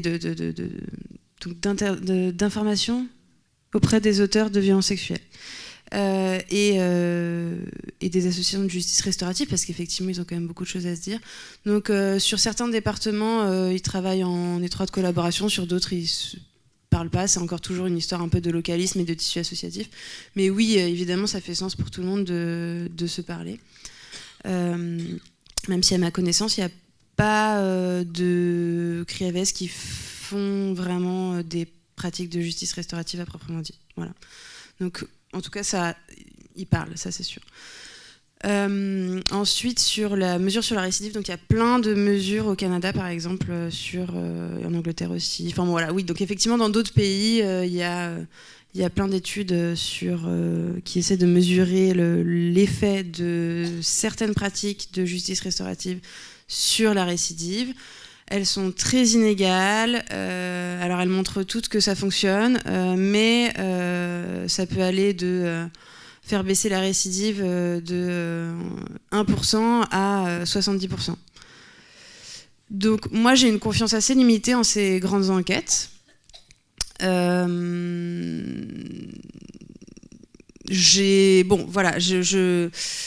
Les grandes enquêtes, par exemple, de ce type qui sont citées abondamment par les praticiens de la justice restaurative pour dire que ça marche et que ça fonctionne super bien sur la récidive, on les a décryptées avec une collègue et voilà, méthodologiquement, on a un peu du mal à s'y retrouver. Par contre, si vous allez regarder, il y en a qui existent et elles expliquent que d'ailleurs, encore plus pour les violences sexuelles que pour d'autres faits, la justice restaurative a des sérieux effets de baisse de la récidive. Bonjour, j'aurais aimé savoir, est-ce que la justice restaurative, c'est quelque chose qui est utilisé auprès des mineurs incarcérés? Et si oui, est-ce que ça se passe de la même manière? Est-ce que vous pouvez lever la main? Ah ok, merci beaucoup. Est-ce que ça se passe auprès des mineurs incarcérés? Donc c'est possible, tout à fait. Les éducateurs de la protection judiciaire de la jeunesse sont investis aussi dans la justice restaurative. Il y a des projets entre associations d'aide aux victimes, éducateurs PJJ et puis services pénitentiaires. Enfin voilà, il y a la protection judiciaire de la jeunesse est aussi, et j'en ai pas parlé là, c'est vrai, c'est mon erreur d'avoir voulu faire un peu trop vite, et aussi un des acteurs de la justice restaurative. Donc c'est possible dans les mêmes conditions qui sont celles de l'article 10-1, on s'en fout, de l'article du Code de procédure pénale que j'ai cité, à ceci près qu'ils sont mineurs, donc il faut que le tuteur légal soit d'accord, et à ceci près que les temporalités de la justice des mineurs ne sont pas les mêmes que pour la justice des adultes. parce que les peines sont moins longues, parce qu'ils ont tendance à passer plus vite à autre chose, et que du coup les processus de justice restaurative qui sont engagés ont plus de mal sont plus facilement abandonnés en cours de route. Mais c'est possible également en tout cas. Oui, bonsoir. Vous avez dit que la justice restaurative en France, elle date à peu près du début des années 2000. Or, du temps de l'Ancien Régime, dans la religion catholique, les dames de l'aristocratie française avaient des directeurs de conscience. Est-ce que ces directeurs de conscience n'étaient pas quelque part les ancêtres des acteurs aujourd'hui de cette justice restaurative ? Alors, est-ce que vous pouvez nous garder le micro ? Est-ce que vous pouvez nous dire 2 mots de ce que faisaient ces directeurs de conscience ? C'était des gens qui conseillaient les dames de l'aristocratie sur le fait qu'elles fassent telle ou telle chose ou telle faute vis-à-vis de leur mari peut-être, ou vis-à-vis de je sais pas, des gens qu'elles pouvaient avoir sous leurs ordres. Enfin, je sais pas, c'était ça quoi. C'était le directeur de conscience, il avait le soin, enfin le rôle de faire prendre conscience du bien, du mal, voilà. C'était du temps de l'Ancien Régime, c'était fréquent, c'était s'offrir les conseils de son directeur de conscience, avoir pris contact avec lui pour savoir si on a, par exemple, les maîtresses du roi, elles avaient des directeurs de conscience, elles se renseignaient pour savoir si finalement c'était bien catholique de faire ce qu'elles faisaient, ou est-ce qu'elles avaient la bénédiction du bon Dieu pour continuer à le faire, quoi. C'était un peu ça. Ouais. Là, dans votre exemple, alors c'est très intéressant parce que ça renvoie à la dimension morale, une éventuelle dimension morale d'un travail en justice restaurative. Donc, c'est-à-dire, est-ce que ces facilitateurs sont là pour dire le bien ou le mal à, par exemple, tel auteur, puisque peut-être là, vous parlez de gens qui vont avoir éventuellement des comportements répréhensibles. Donc, est-ce que finalement, cette dimension morale, elle s'exprime aussi dans la justice restaurative ? Alors, théoriquement, non. Théoriquement, ils ne sont pas là pour objecter de la conscience de la personne participante en tant qu'auteur à un processus de justice restaurative. Ils sont là vraiment juste pour ouvrir un espace de dialogue, d'introspection, de réflexion. Donc, si vous voulez, c'est comme si ces directeurs de conscience de l'Ancien Régime, ils disaient pas quoi faire, mais ils posaient des questions. Voilà. Vous voyez, ce serait un peu plus dans ce sens-là, avec une autre nuance aussi que, si je reprends votre exemple, on n'a pas cette justice relationnelle, on n'a pas cet aspect relationnel au sens où on va trouver dans le dialogue et l'échange avec l'autre les réponses à ces mêmes questions. Vous voyez ce que je veux dire ? Donc là, il y a des nuances différentes, mais votre question permet d'introduire la dimension morale de la justice restaurative. Donc merci pour votre question.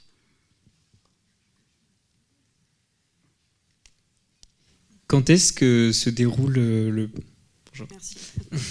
Quand est-ce que se déroule le processus de justice restaurative par rapport au moment où la décision par rapport au moment où le jugement est rendu ? Ouais, merci beaucoup. Ça peut se passer j'aurais dû le dire bien plus tôt.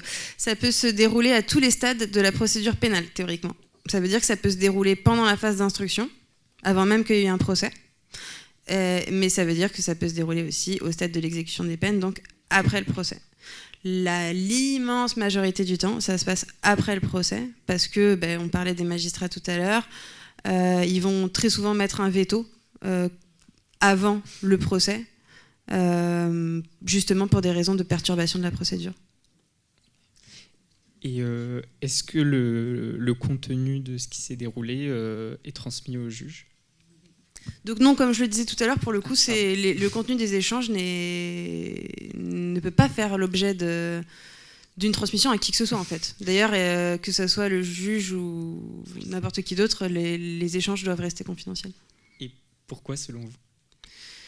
C'est une des règles qui, dans l'esprit des restaurativistes, permet la gratuité du geste. Ça veut dire qu'on n'entre pas pour espérer gagner quoi que ce soit. On entre vraiment pour de manière sincère et authentique, juste pour cet échange avec l'autre, pour cette...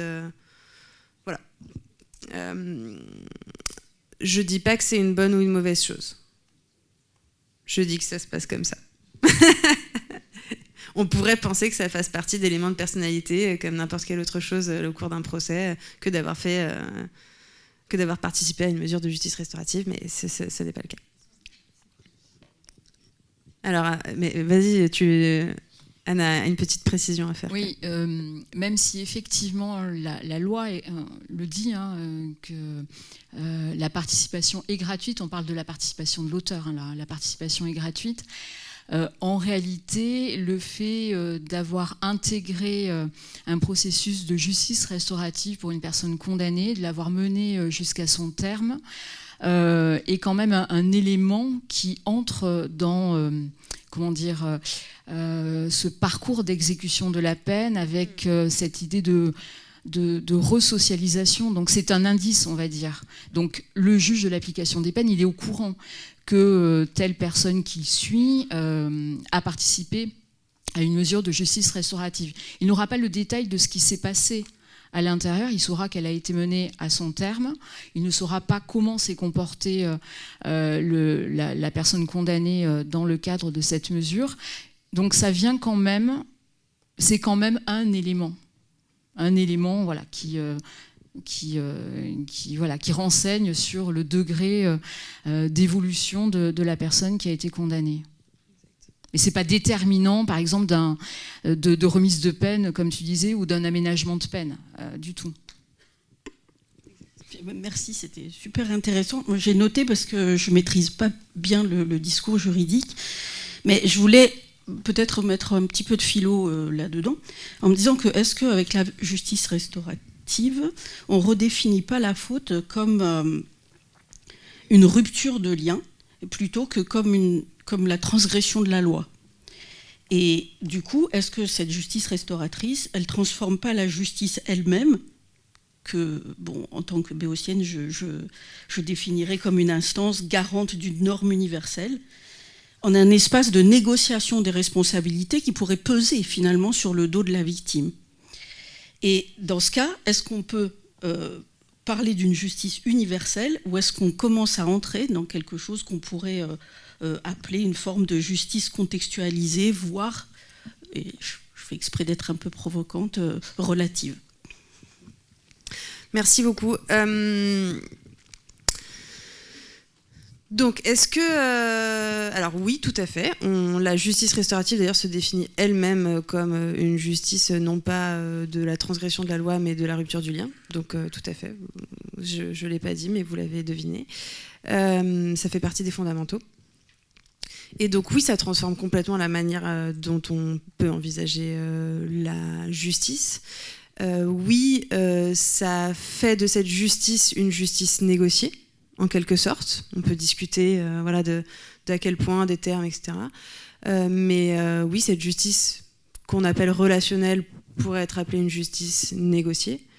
Après, est-ce qu'elle reconduit nécessairement des rapports de pouvoir, ou plutôt, je vais le formuler différemment, est-ce qu'elle reconduit plus que la justice pénale des rapports de pouvoir?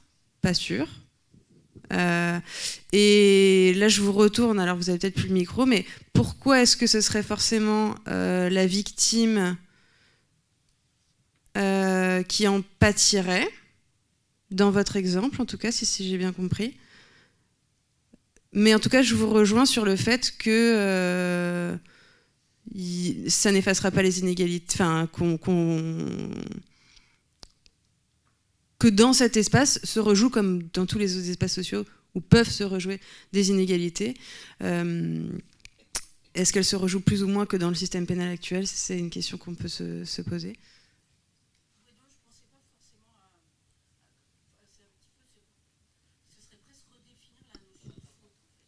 Ce serait redéfinir la notion de faute.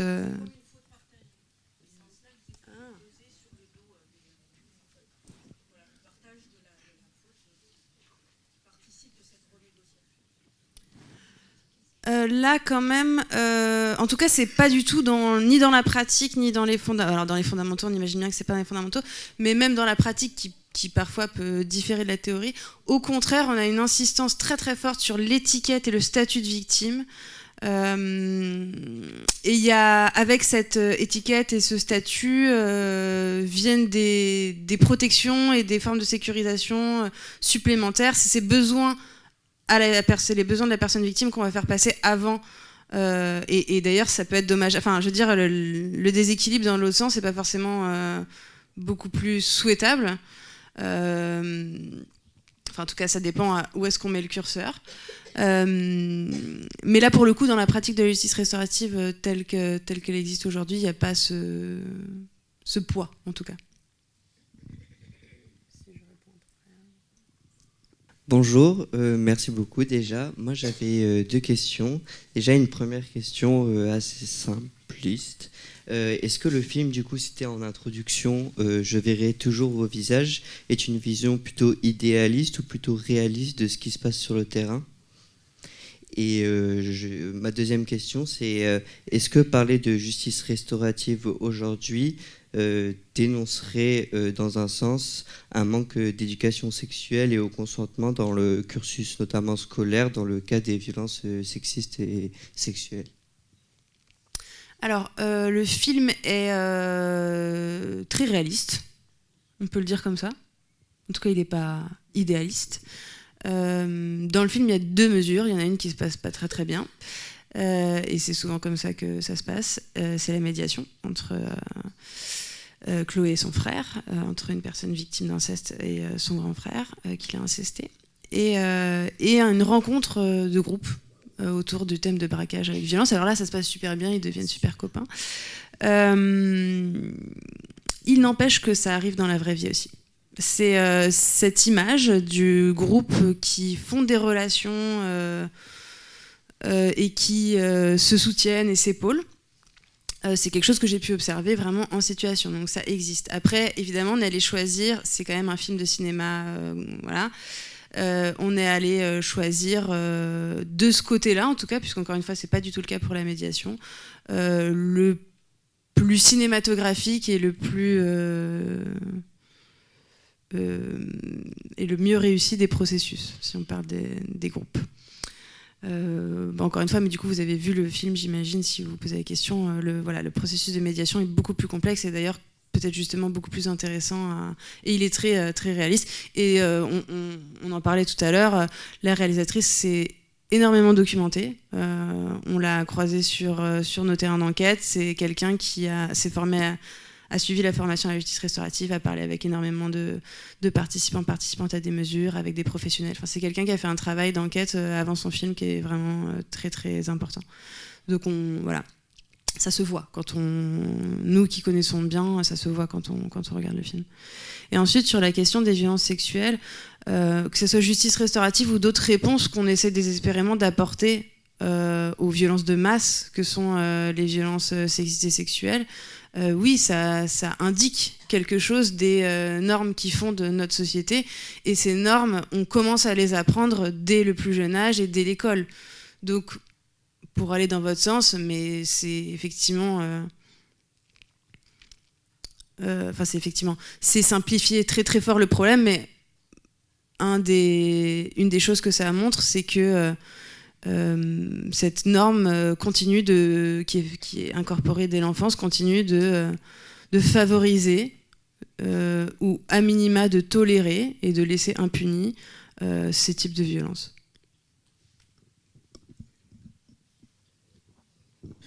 Oui, je suis souvent interpellé dans des procès médiatisés pénaux de la colère, la souffrance de certaines familles par rapport au verdict, qui n'acceptent pas, etc. Est-ce que vous avez documenté quels sont les impacts, notamment en termes de santé publique, par exemple, ou sur tout le système familial? Moi, ayant accompagné des personnes en fin de vie, j'ai pu remarquer la souffrance que certaines personnes pouvaient exprimer suite en ayant été victime ou étant famille de victimes, et comment tout le système familial en était affecté, et en particulier sur des secrets de famille. J'ai pas d'enquête de santé publique en tête ou que moi j'aurais faite, mais ce que ça m'évoque, votre question, c'est vraiment ce pourquoi la justice restaurative peut parfois répondre là où la justice pénale ne peut pas répondre. Parce qu'en fait, ces violences sexuelles, à 92%, elles sont commises par un proche, par une personne qu'on connaît. Ces cas, que ce soit dans un système familial ou amical, ou voilà, c'est ça en fait. C'est l'immense majorité des cas. Et donc oui, c'est pas juste une interaction entre deux personnes, c'est tout un système qui est perturbé. Et ça, la justice pénale qui individualise en fait le traitement des faits, de la responsabilité, de la punition, peut pas le prendre en compte. Le système pénal, par exemple, peut pas comprendre que on puisse vouloir rester en relation avec un père qui nous a incestés. Très bien, c'est sa logique, mais en tout cas, il y a des personnes pour qui il va falloir aller plus loin que ça. Et là, la justice restaurative a des réponses à apporter que la justice pénale ne peut pas apporter. Je suis là. Merci beaucoup. Moi, j'avais une question sur la partie où vous avez dit que la justice restaurative pouvait dépasser le cadre pénal, et du coup, c'est plutôt sur cet interstice-là. J'avais compris que le fondement, c'était la reconnaissance des faits pour pouvoir être dans une démarche de justice restaurative. Et ça marche, j'ai l'impression, dans le cadre pénal, puisqu'il y a eu une condamnation, donc à minima, les faits ont été reconnus par l'institution. Mais dans ce cadre un peu extra-pénal, moi, ça m'interpelle un peu quand il y a des faits prescrits ou non-caractérisation, ou même vous parliez d'un dispositif complètement en dehors du système pénal, est-ce que vraiment là, s'il n'y a pas cette reconnaissance des faits, est-ce que ça répond vraiment aux besoins des personnes victimes, en termes notamment de revictimisation, de se remettre face dans un dispositif pour finalement qu'on nous dise que ça n'a jamais eu lieu. Et du coup c'est un peu lié, mais sur cette histoire, vous parlez du film en disant que la partie médiation, ça se passait souvent mal, c'est ce que j'ai entendu, mais peut-être que c'était pas le cas vraiment. Et du coup je voulais rebondir, il y a eu un article récemment d'une personne où il y a eu une médiation pour des faits prescrits d'inceste, et ça s'est visiblement mal passé. Est-ce que c'est quelque chose qui se passe souvent comme ça, finalement, les médiations en dehors du cadre pénal, ou voilà, c'est un peu ce truc-là un peu extra-pénal? Non, je disais que c'était beaucoup plus complexe la médiation, et que c'était souvent comme ça. Est-ce que ça se passe le plus souvent mal? Non, je ne pense pas. Par contre, il y a des cas effectivement où ça s'est pas bien passé pour plein de raisons différentes, et je vois très bien le cas dont vous parlez, qui est le cas de Romain Baucher, voilà, qui a fait une tribune effectivement sur une médiation avec,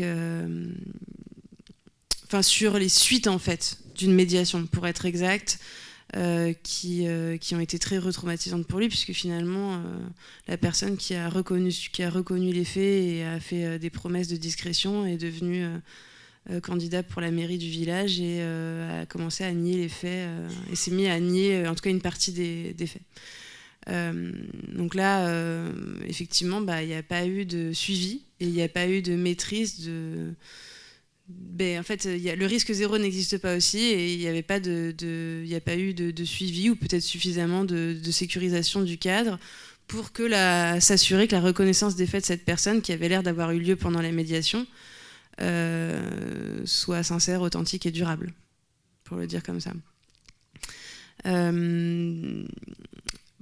Pour recirculer un peu vers cette question de la du coup on est toujours sur la reconnaissance des faits, mais donc des pratiques de justice restaurative hors du cadre pénal, la règle n'est pas de se passer de la reconnaissance des faits. Donc cette reconnaissance n'est pas judiciaire, mais on n'ira pas... les médiateurs, médiatrices qui pratiquent la justice restaurative en dehors du cadre pénal ne vont pas faire rencontrer un auteur et une victime si l'auteur ne reconnaît pas les faits.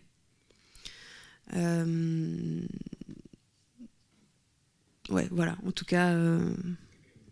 Après, ça pose la question, peut-être que ce que vous aviez en tête aussi, c'était que éventuellement, ça peut, s'il y a prescription, ça peut comment dire, peut-être... non, en fait, prescription, ça ne marche pas. C'était quoi donc non, oui, ils doivent reconnaître les faits, même si c'est extrajudiciaire. peut-être. Oui, pour aller jusqu'à la rencontre, mais tout le processus d'avant de qui est à l'initiative, qui contacte. Enfin, j'imagine. Enfin, il y avait pour aller jusqu'à la rencontre, il faut qu'il y ait reconnaissance des faits, mais j'imaginais, enfin, la préparation pour finalement dire bah non, il n'y a pas reconnaissance, donc il n'y aura pas de rencontre. Enfin, il y a quand même un processus, un investissement des personnes victimes à cet endroit-là, quoi. Oui, alors on contacte. Je pense que, enfin, je sais qu'il y a plusieurs écoles là-dessus, mais en tout cas, l'association à laquelle je pense, on contacte pas la personne victime ou la personne autrice si on estime que, bah, par exemple, donc là, dans votre exemple, on va pas contacter tout de suite la personne victime. On va faire 2 entretiens préparatoires avec la personne autrice. On va voir si les réunions de sécurité sont, donc si les attentes correspondent au dispositif, si la personne reconnaît les faits, etc., avant de contacter la personne victime, quoi. Donc ça réduit quand même les chances de ce que vous décrivez comme risque. Après, encore une fois, il y a plein de processus qui sont démarrés et qui, pour une raison XY, n'aboutissent pas parce que une des 2 personnes ou une personne se retire. Et ça, c'est les facilitateurs, facilitatrices qui doivent préparer les gens à ça. Ils disent, ok, là, on est en train de faire des entretiens, on est en train de parler d'une éventuelle rencontre, mais il faut que vous soyez prête au fait que peut-être cette rencontre n'aura pas lieu pour telle ou telle raison. C'est un travail aussi constant, et c'est le travail de la médiation, quoi, en l'occurrence.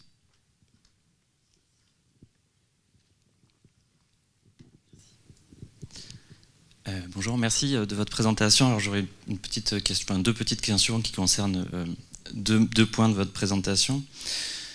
D'abord, vous avez parlé de cette notion de congruence, c'est-à-dire une sorte de prédisposition mutuelle des 2 parties à une médiation. Et je me demandais s'il n'y avait pas des configurations ou des configurations d'infraction dans lesquelles cette situation n'est pas possible en fait.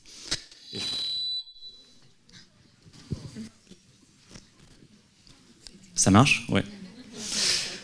Et je pense en particulier au rapport de la Civise qui fait une critique un peu sévère de la justice restaurative en ce qui concerne donc les faits d'inceste. Et donc une deuxième petite question qui concerne, on va dire, le côté dedans-dehors de la justice restaurative. Vous avez conclu votre présentation en disant que la justice restaurative invite à une réflexion sur la justice. Est-ce que cette réflexion, cette invitation ne fonctionne pas mieux finalement à l'extérieur de la justice pénale, c'est-à-dire où elle conserve sa dimension critique? Voilà.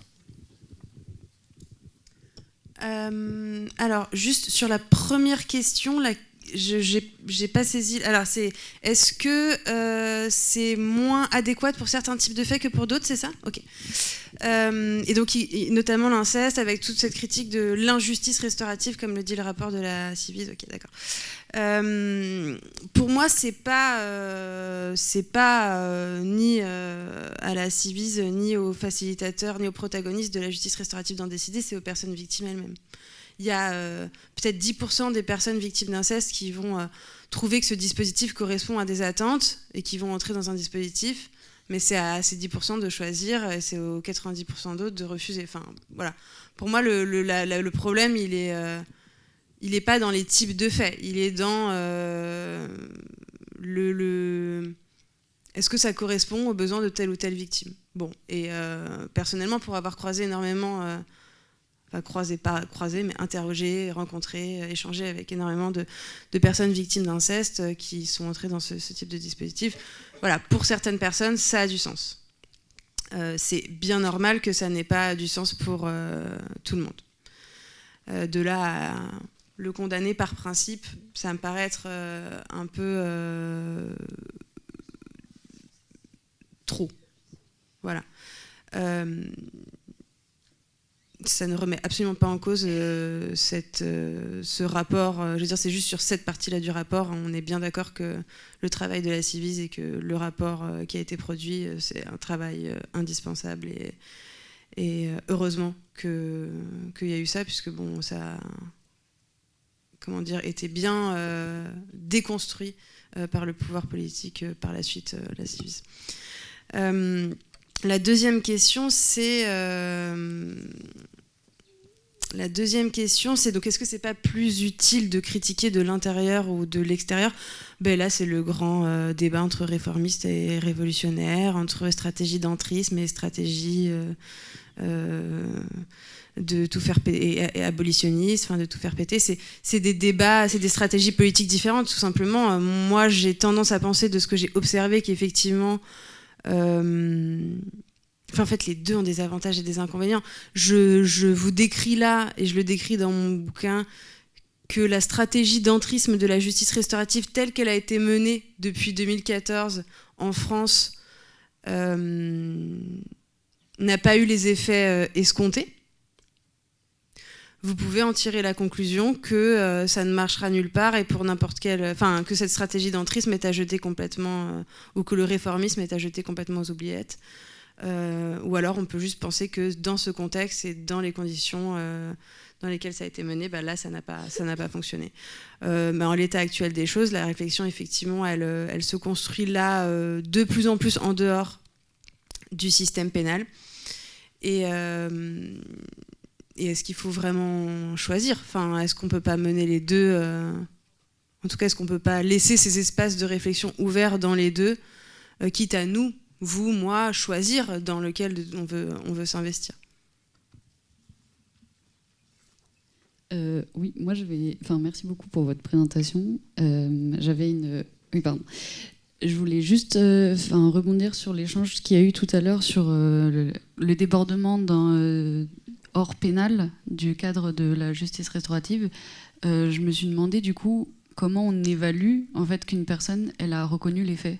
Parce qu'il y a plein de manœuvres de disculpation qui existent dans le discours, et souvent de juste dire oui c'est vrai j'ai fait ça, c'est pas une façon de reconnaître les faits, et ça amène aussi des fois de temps en temps quand il y a des entretiens interpersonnels à quand même se déresponsabiliser, ce qui peut aussi faire du mal. Et du coup je me demande c'est quoi les marqueurs qu'on reconnaît qu'une personne a reconnu les faits, et du coup ça m'amène à me demander est-ce que hors du cadre de la médiation de la justice restaurative, est-ce qu'il n'y a pas d'autres cadres théoriques qui ont réfléchi à la façon spécifique de traiter et de gérer les violences sexuelles, de façon plus générale? Voilà.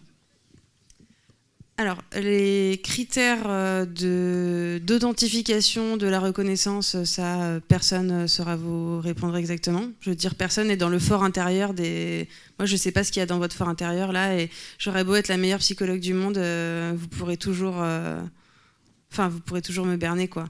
Donc, le cadre et le minimum de sécurité qui a été décidé, c'est de faire plusieurs entretiens préparatoires avec une personne en des entretiens qui durent 2 heures, quoi, souvent, et en essayant de vraiment démêler tout ce que cette personne met derrière le fait de reconnaître oui, j'ai fait ça. C'est pas parfait, mais c'est ça, en tout cas, c'est ça le procédé. Ensuite, votre deuxième question. Il y avait une deuxième question. Votre deuxième question, je l'ai plus. En dehors du cadre pénal, c'était quoi la question ?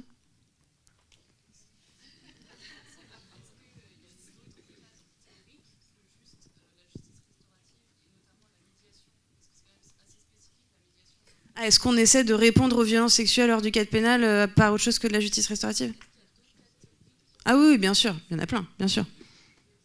Bien sûr, oui. La justice restaurative n'a pas l'exclusivité de la réponse aux violences sexistes et sexuelles. Si c'est ça votre inquiétude.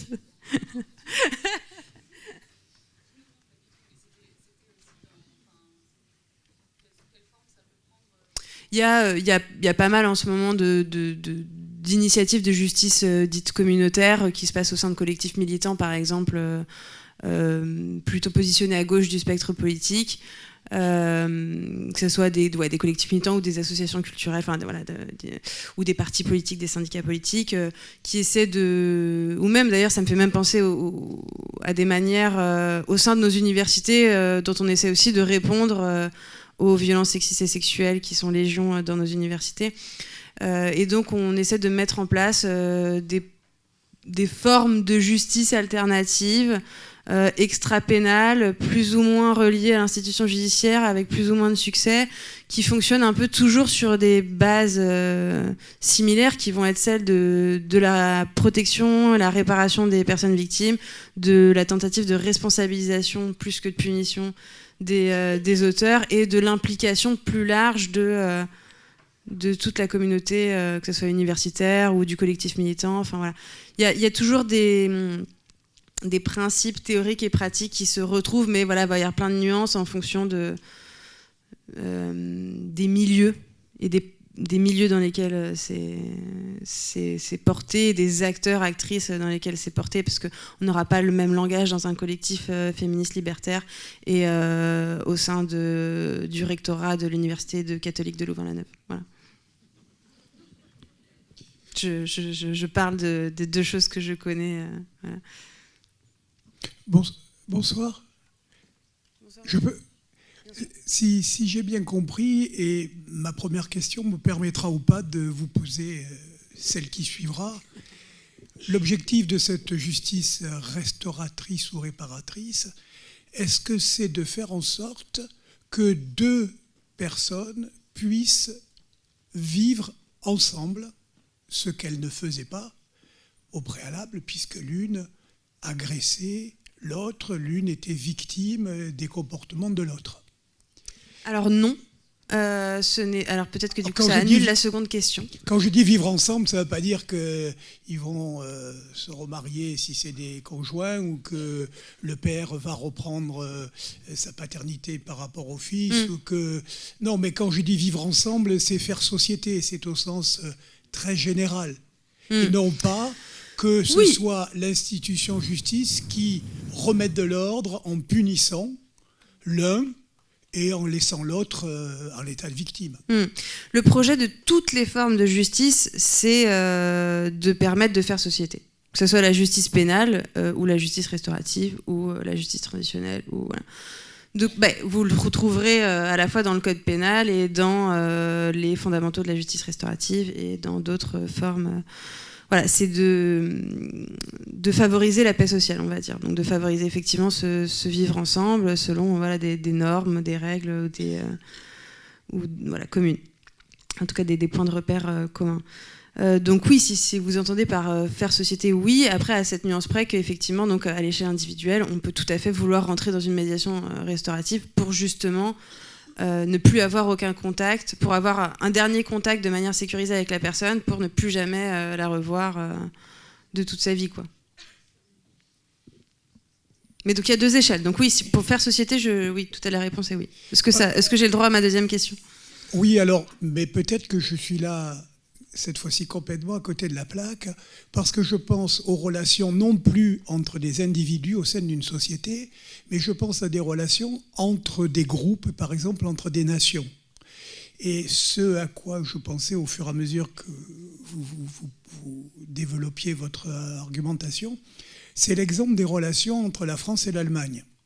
Et de la façon dont on est passé sur un peu plus d'un siècle, entre une première guerre de 70 où ils nous ont écrasés, ils nous ont piqué l'Alsace et la Lorraine, la guerre de 14-18 où on les a battus, enfin avec l'aide des Américains, mais on ne va pas rentrer dans ces détails, et où on leur a infligé le traité de Versailles, à la guerre de 39-45 qui a été la plus terrible des trois, surtout par rapport aux civils, et où à la sortie, on est arrivé assez rapidement à, alors je ne sais pas s'il faut le dire comme ça, recoller les morceaux, faire société et faire en sorte qu'à travers un objectif commun, la construction de l'Europe, à travers des modalités extrêmement concrètes d'échanges culturels, de jumelage des villes, on arrive à faire en sorte qu'il n'y avait plus ni vainqueur ni vaincu, ce qu'il y avait eu préalablement avant. Il y avait eu vainqueur et vaincu, mais il y avait une certaine justice, c'est-à-dire que l'un payait à l'autre ou l'autre payait à l'un d'une façon ou d'une autre. Là, est-ce que ça a un rapport, est-ce que ça a une connotation, le fait que l'on soit passé de cette façon-là au fait que les deux pays puissent enfin, c'est ce que je disais tout à l'heure, vivre ensemble ou faire société, laquelle société étant par exemple l'Europe. Je sais pas, je suis peut-être complètement à côté de la plaque. Non, je crois que je vois où vous voulez en venir, mais mes cours d'histoire sont insuffisamment proches de moi pour que je sache exactement la manière dont, par exemple, ça a été négocié la sortie de guerre, c'est-à-dire vous dites qui a payé à qui, je sais pas quoi. Moi, je n'ai pas c'est pas frais dans ma mémoire le processus de reconstruction en fait de cette relation entre l'Allemagne et la France, donc je peux pas vous dire si votre analogie que vous avez fait dans votre tête est complètement adéquate. Alors, je peux vous dire que moi, je la ferai pas parce que, pour le coup, les contextes n'ont rien à voir. Enfin, je veux dire, c'est vraiment... voilà, mais mélanger des canards et des pommes, quoique ça peut être pas mal ensemble, ceci dit.